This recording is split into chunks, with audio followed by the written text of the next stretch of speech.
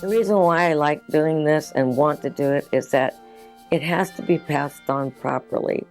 Dancing is a hands-on craft. We can learn the steps on a video or a film, but the soul comes from the person who used to do it passing it on to you. And that is very dance. It's unique probably to dance, but that's where the soul resides, and all the little specifics and all the little tricks of the trade. I got here by doing this, so-and-so got there by doing this, and passing on that craftsmanship to the next generation. I thought it would be really amazing to get to work with Anne Reinking. So maybe about 5 years ago, I sent her an email and introduced myself and the company and asked her if she would be willing to come and work with us. And I didn't hear anything back for a few weeks, and that's pretty much what I expected. And I thought, well, at least I tried. You don't get anywhere without trying. And so then, out of the blue, I got a response back. She'd been traveling, but yes, she would love to come and work with us. And I was just absolutely floored and so excited. And that was just the start of many wonderful memories with Annie. I met Annie when I was 14 years old at the what was called Musical Theater Project at the time, and it turned into Broadway Theater Project. So it was a summer intensive like you have here. And I was young, from Dallas, never done musical theater in my life. I was a ballet dancer. And she saw, I think she just saw something in me as a young dancer that was beyond what I did growing up. Like, she saw that I had different styles available to me, and she saw that I was open. And she told me that one time. She said, because I asked her, I said, what did you think about me? I asked her just why she took me under her wing, because that's basically what happened. She swooped me under her wing, and I just knew that at that moment, when I felt her supporting me and encouraging me, that she really was going to be behind me at every step. I didn't know the full extent of it, but at that time, I was so young, I guess I didn't think too far in the future, but I did feel something shift. Like, wow, this woman, Anne Reinking, is really interested in me, being her assistant. Like, she asked me to be her assistant in some of her classes pretty early on. So I came back the next year to the summer program at 15, and I was helping her as her assistant in Fosse classes. So I was right next to her, doing the choreography and learning, up close and personal with her. So, but she said that she saw that I had a lot of potential, and that I was passionate about what I did as far as a dancer. And then the other thing she said was that I had a kind heart. So those are the two things that she said, that I was kind and that I was passionate. Annie was so much fun to be around. I loved hearing her stories. And one of my favorite stories that she told me, I think she was in New York working with dancers, and was in the studio. And afterward, one of them came up to her and was asking for kind of career advice, and said, if you could give me one piece of advice, just one piece of advice, what would it be? And she said, she thought for a beat and then said, your mother is right. So I love that story, and I know my mom certainly does. This little silly phrase that she would say, she's like, what a gal. She would say, what a gal. If she's proud of you. And you just always felt like, she thinks I'm a good gal. Just something about the way she'd say, what a gal, always made me feel loved. The last time that Annie had been in town, we talked about the idea of someday setting on the company Sing, Sing, Sing by Bob Fosse.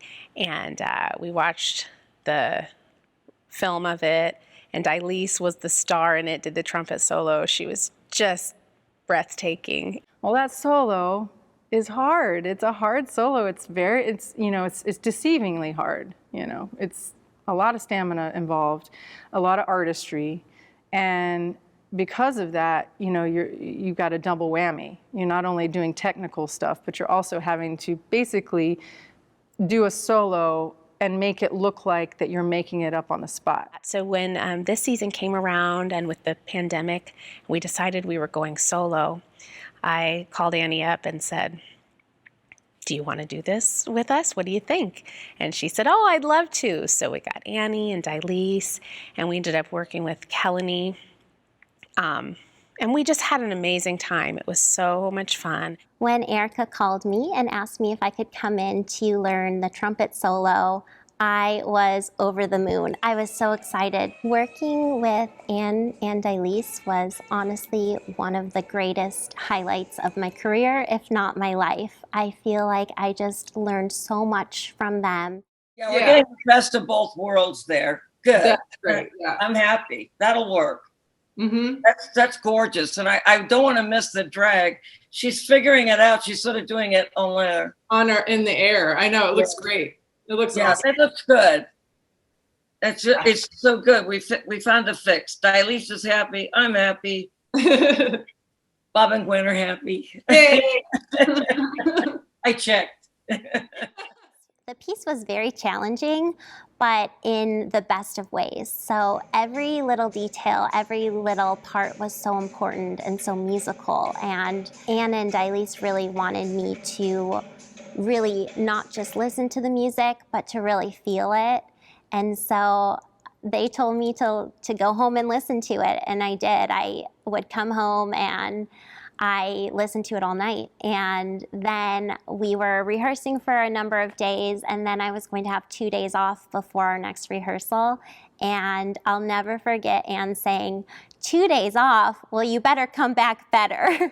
Really good. You better be good on Tuesday. No. No slippage. No slippage. Okay. I want the rug in your living room bare. Just bare. Okay. Right. We want rug burns all over you. I want rug burns all over you. Thanks, Kelly. Thanks, Annie. Thanks, Annie. Thank you. Mwah. Working with Kelly was such a joy because she's a very open dancer, and so Annie loved that, and I loved that. We just had so much fun with her, even though it was through Zoom. We wanted to be in person with her, but thank goodness for Zoom. And just the amount of progress and work from the Monday to the Saturday was leaps and bounds. And it's because Kelly is an open dancer that tries new things, as she's brave.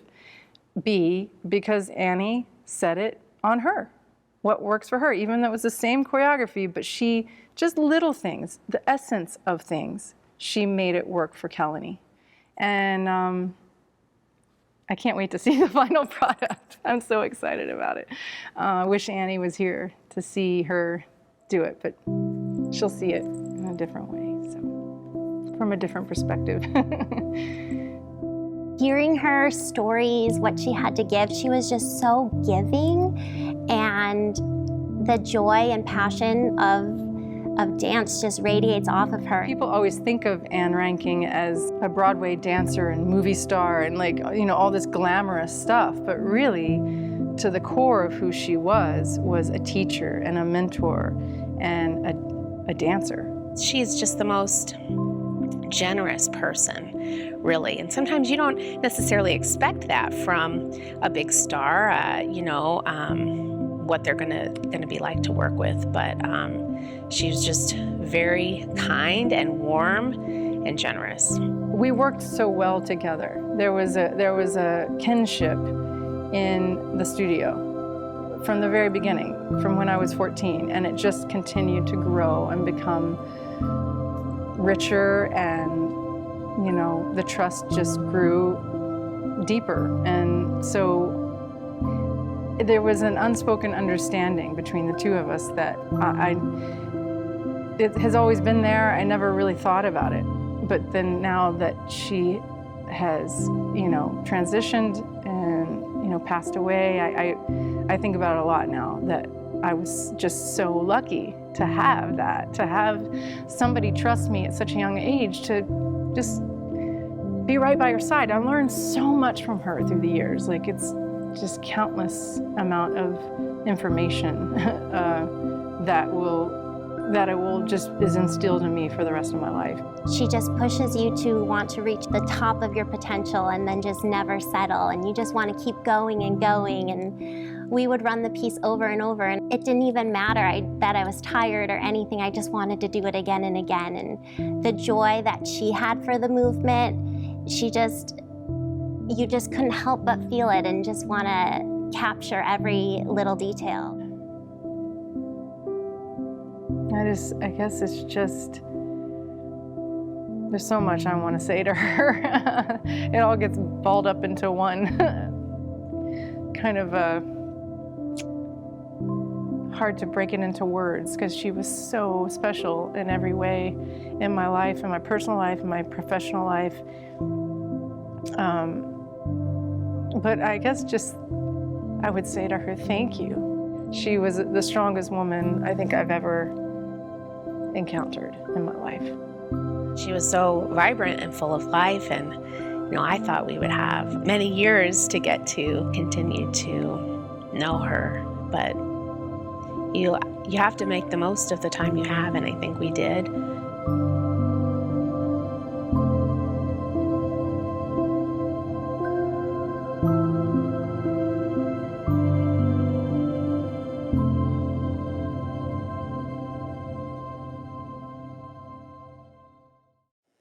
Hi, I'm Annie Reinking.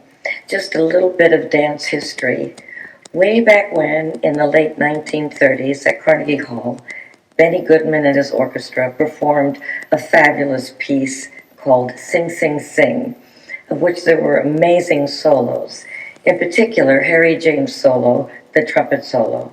Now, cut to the late 1970s, and Bob Fosse is listening to this amazing recording, and he wants to do a dance to it. And so he creates many dances, and he puts them in a musical that he created called Dancin'. And in the third act of Dancin' is where Sing, Sing, Sing comes to life. It's about a 20-minute piece, and it's for the entire company. However, there's this one solo that Harry James is playing his trumpet, and I got to play the woman who dances with the trumpeter. She's listening to his music and kind of making up her dances as she goes along, as she listens. And now you'll see the beautiful Kelly do the trumpet solo from Dancin' and also from Fosse that was done in 1999. So there you have it, 3 decades, and all good looking. Okay, thank you so much. Enjoy.